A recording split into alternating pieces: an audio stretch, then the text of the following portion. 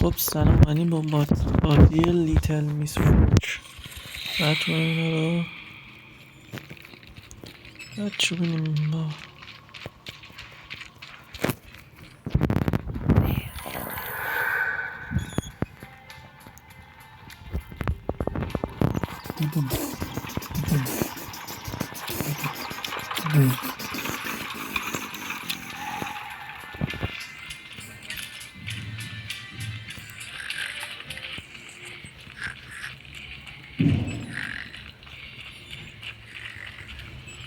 این رد بچه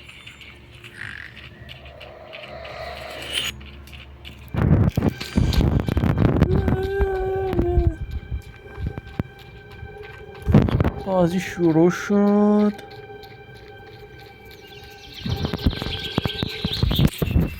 سلام، خوش اومدی تو به بازی من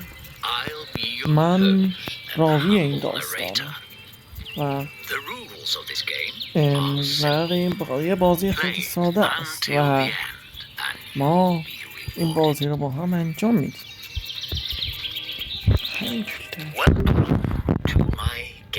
خوش اومدی به بازی من.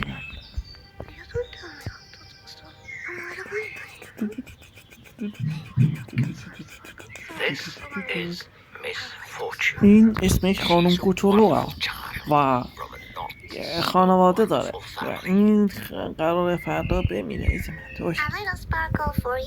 اول اینو بیشی الگینر باشیم، یکم الگیر برای اون، یکم برای این، yekam برای اون. امتحانم The sad part میگه که این قراره فردا بمیره. وای ها، من میدونم در مورد چی داره میگه. او تو میدونی؟ آره میتونم نگاهت کنم کمی. خب اوکی بله یس. راستی امروز چیکار کنیم؟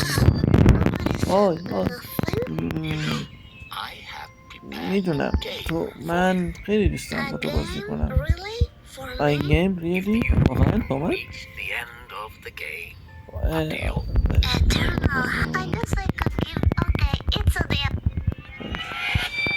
یا اول فصل Wonderful خیلی عالیه. بله میگه اول بریم تو نمیدونم چی هست رب دوباره برو بابا نوار برداریم تپ مسکینه.